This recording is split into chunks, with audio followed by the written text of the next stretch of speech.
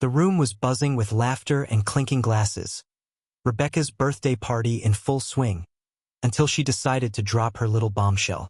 Standing there in her perfectly tailored dress, she raised her champagne flute like she was about to make a toast. And then, with this sickeningly sweet smile, announced to the entire room that she was going to marry someone else. Not me, obviously.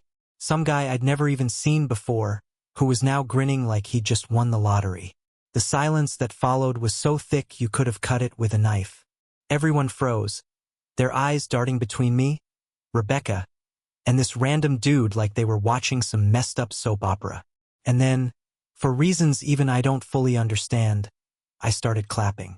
Slow, deliberate applause, like I was at some pretentious theater performance instead of my own public humiliation. I even stood up, pulled the engagement ring off my finger, the one I'd spent months picking out, and held it out toward them like some kind of demented wedding gift. "May you have a long and happy marriage," I said, my voice steady despite the fact that my chest felt like it had been hollowed out. "And lots of kids." Nobody moved. The ring just sat there in my palm, glinting under the chandelier light. Rebecca's face twisted into something between fury and disbelief, her fingers digging into the fabric of her dress like she was trying to tear it.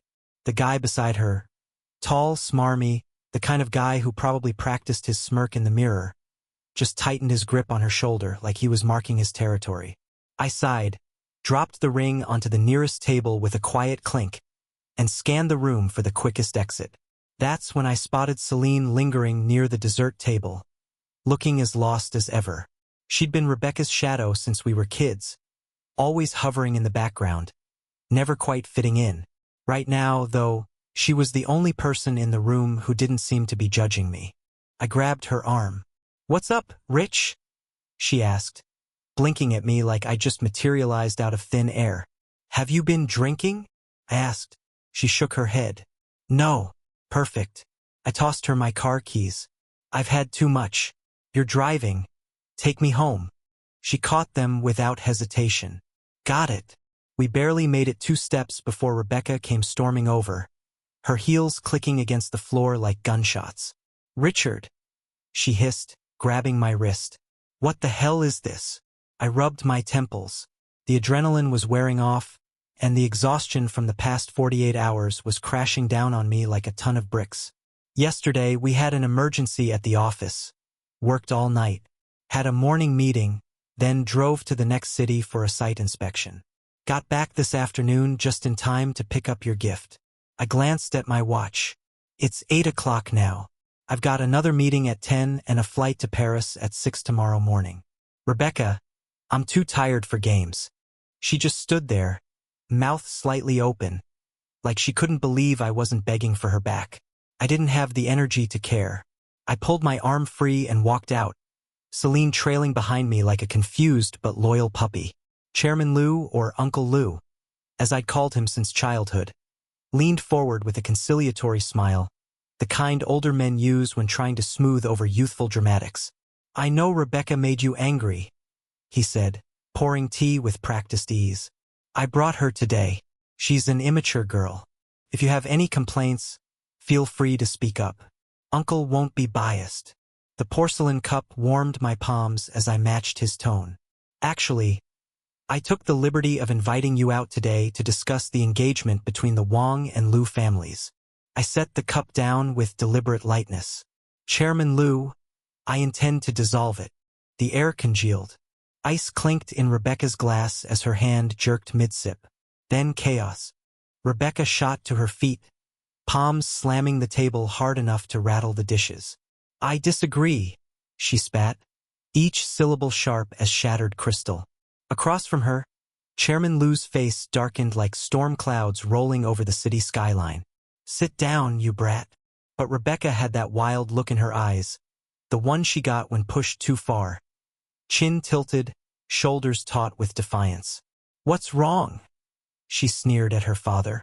"Deciding behind my back again? You forced me into this engagement, and now you'll cancel it without my say. What am I? A stock option?" Crack. Chairman Liu's fist hit the table hard enough to make the lazy Susan tremble. "Then what do you want?" he roared. You fought the engagement tooth and nail, then spent 6 years dragging both families through the mud. If you don't want it canceled, then what the hell are you doing? Rebecca froze. For the first time since we were teenagers, I saw something flicker across her face. Not anger, but raw, unfiltered hurt. She looked down at her untouched plate, shoulders slumping. Leave, her father ordered. She left, but not alone. 1 second I was calculating how to salvage the business fallout. The next, Rebecca had wrenched my wrist with surprising strength, hauling me through the restaurant like we were fugitives. Servers dodged as she bulldozed past silk-draped partitions, her grip vice-tight. Rebecca, what the hell?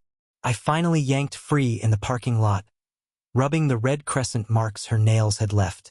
Trim your claws next time, I snapped, rolling my sleeve down over the welts. She blinked at the injuries, guilt flashing across her face before hardening again. Are you okay? The whiplash of her tone, sharp to soft in seconds, made my head pound. This wasn't the script. She was supposed to be gleeful, I the stoic one walking away. Instead, she stood there, chest heaving, looking at me like I'd betrayed her. Explain, I demanded. You've spent years begging to be free of this. Now that it's happening, why the theatrics? Her laugh was brittle, more breath than sound. Because no one asks me. Not when we got engaged. Not now. I'm just a chess piece you two move around. She stepped closer, close enough that I caught the floral perfume she'd worn since college, now undercut with something acrid stress. Maybe. Tell me, Richard, if I'd said yes that day at the party, would you have fought for me? The question hung between us, loaded as a gun. I exhaled through my nose. It's not about fighting. It's about time. I gestured at the restaurant, where Chairman Lu's shadow loomed behind the frosted glass. You'll marry someone eventually.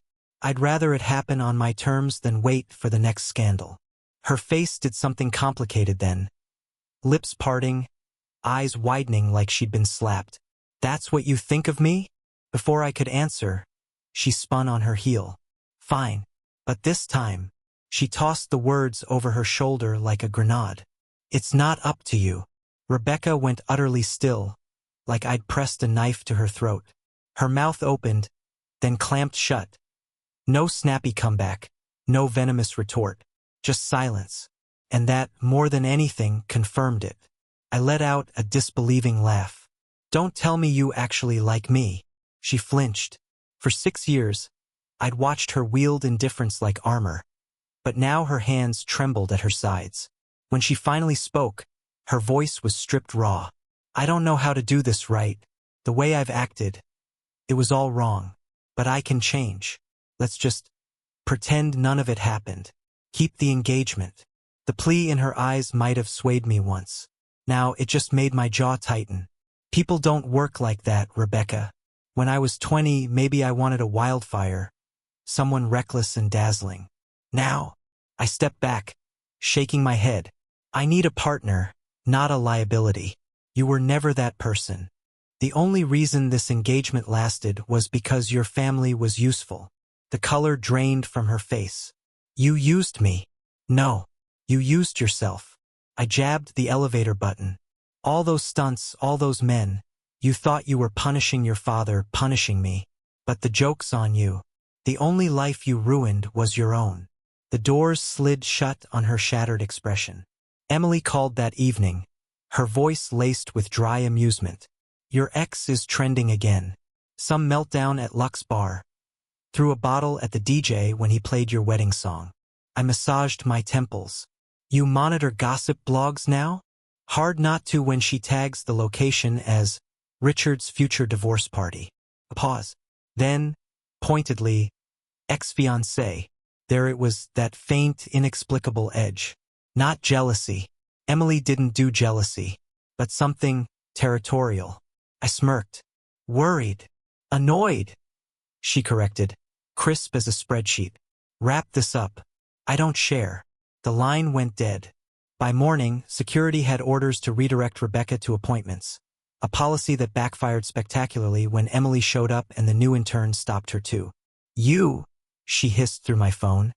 Have 3 seconds to explain why I need a reservation to see my future husband. I was in the lobby before she finished the sentence.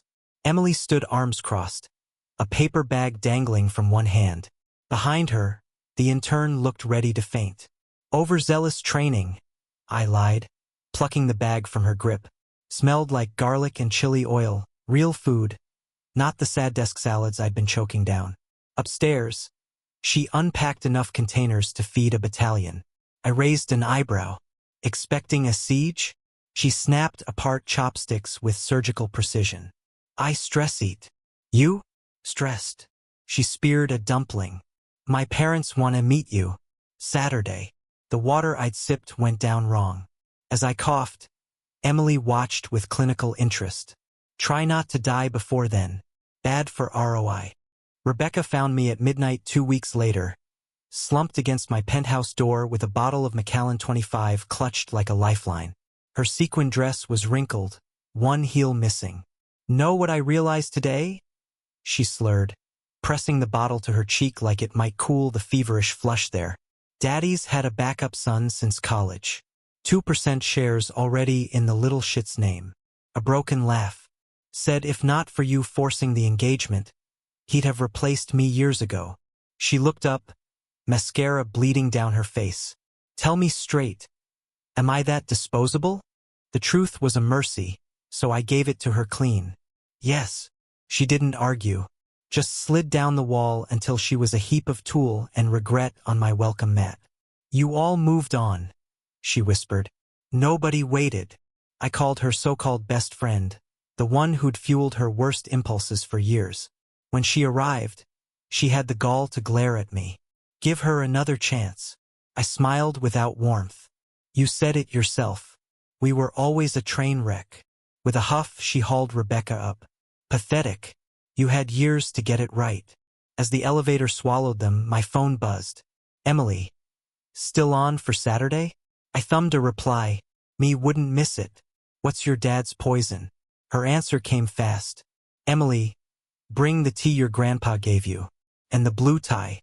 Mom hates brown. Emily's mother clapped her hands together, her eyes sparkling as she launched into wedding color schemes. Ivory and gold for the reception, elegant but not ostentatious, and the floral arrangements must have peonies, of course. I blinked. This wasn't the negotiation I'd prepared for. Across the table, Emily sipped her tea, the ghost of a smirk playing at her lips. It wasn't until we were in the car that the whiplash hit me. What just happened? I muttered, loosening my tie. I thought we were discussing investment ratios, not centerpieces. Emily slid into the driver's seat. Mom's been planning my wedding since I was 12. Consider yourself lucky she didn't break out the fabric swatches. She turned the key, then paused. But we do need to finalize the timeline. Timeline? The marriage license. End of the month. Her fingers drummed the steering wheel. Wedding by year's end. I frowned. That's just logistics. What's there to decide? Emily shot me a look. In business, we hedge risks. Marriage is the ultimate insurance policy. She merged into traffic, her voice casual. Let me know when you've made up your mind. Made up my mind? I stared at her profile. Since when was this ever in question? That night, I lay awake, mentally tabulating pros and cons like a balance sheet. Shared assets, tax benefits, the astronomical cost of divorce if this went south. Then, halfway through a glass of water, it hit me. Emily had framed this all wrong. I grabbed my phone. Me thought it over. Her reply was instant. I left it at that. Let her stew. Next morning, I cornered her in her office. Let's get married. Emily's pen froze mid-signature. Are you sure? Weren't we always going to? I pulled a check from my breast pocket, 200 million, written in crisp black ink, and slid it across her desk. Consider this earnest money. She examined it, then burst out laughing. Impressive as always, Mr. Wong. Years later, with our daughter asleep in her arms, Emily would recount this moment with withering fondness. I expected roses, maybe a knee. Instead, she gestured to the framed check on our bedroom wall. This monstrosity. I kiss her temple. You cashed it. Obviously, she'd sniff. Making money is nothing to be ashamed of. 3 days later, we scheduled our marriage registration to coincide with Emily's Clearwater Bay wire transfer, maximizing the PR synergy. But first, a final meeting with the Lius. When Rebecca walked in, I almost didn't recognize her. The reckless glitter was gone, replaced by a sleek black suit and a clipboard. President Liu. I extended a hand. She gripped it too tight, too long. President Wang. To her credit, she didn't sabotage the contracts. No last-minute demands, no venomous asides. Just brisk professionalism until the papers were signed. Lunch? She asked, too casually. I agreed. Old habits die hard. The restaurant was one of my regulars, but Rebecca had never joined me here before. She ordered my favorite dishes, the ones Emily always teased me for over-ordering. I pretended not to notice. To fruitful collaboration. I raised my wine glass. Her smile fractured. Must we be so formal? Can't we at least be friends now? Of course. I set the glass down untouched. Her face fell. Do you really feel nothing? A migraine pulsed behind my eyes. After all this time, how is she still so dramatic? Rebecca, focus on your work. Not fantasies. She leaned in, desperate. If I do well, if I prove myself, will you give me another chance? I sighed. How to break it to her gently. You can rebuild your life, Rebecca. Just don't do it for me. Her chair screeched as she stood. So all these years, you never cared what I did? As long as I stayed within your lines. Are you blaming me? My voice cut cold. She flinched. That's not. I carved my path through blood and mistakes. I said quietly. I can't even guarantee my choices are right. Why would I presume to steer yours? The door swung open. Emily stood there, impeccable in navy silk. The manager said you were here. I slid an arm around her waist. Meet my wife. Rebecca's face went sheet white. Emily didn't gloat, just laced her fingers with mine. Shall we? As we walked away, she whispered, using me as a hum. I squeezed her hand. Aren't you? Am I? She arched a brow. Legally. Then let me exercise some preemptive spousal rights. Her laugh was warm against my shoulder. By all means, husband. Rebecca's unraveling came swiftly. She ambushed us in the parking garage, nails digging into my sleeve. You're lying to punish me, aren't you? Emily moved faster. A stinging slap that left Rebecca clutching her cheek. Have some dignity, Emily said, eerily calm. Rebecca lunged. I caught her wrist, shoving her back hard enough to stumble. Enough. The fight drained from her all at once. In the car, Emily studied me. You're kind of hot when you're ruthless. I traced her jaw. Only kind of? A solid 8 out of 10. She kissed my knuckles. But I'll upgrade to a 9 if you buy me dinner. 2 days later, we stood shoulder to shoulder at the civil registry, grinning like fools in our registration photo.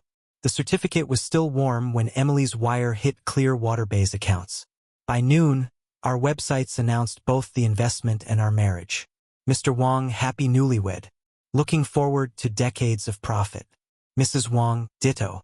Don't forget the prenup. Life accelerated after that. We bought a penthouse equidistant to our offices. Fell into an effortless rhythm of shared spreadsheets and stolen lunches. The press dubbed us the money-making couple, a title I wore proudly. Rebecca faded from the headlines. Rumor had it her father shipped her overseas after she tried to sabotage Emily's deals in a fit of pique. You never told me? I remarked one night as Emily braided her hair for bed. She shrugged. What was there to say? That your ex turned into a scorned woman straight out of a soap opera. Her eyes met mine in the mirror. We have better things to do. She wasn't wrong. Between expanding our empire and planning the year-end wedding, every minute was accounted for.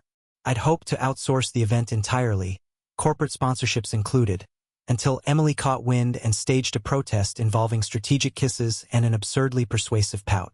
The wedding was obscenely lavish. Rebecca showed up in a scarlet gown that screamed last stand, but left without incident. Just a single lingering glance at the ring on my hand. As the fireworks burst overhead, Emily tugged me down by my lapels. "Mr. Wong," she murmured against my lips, "try not to bankrupt us before death do us part." I laughed into the kiss. "No promises."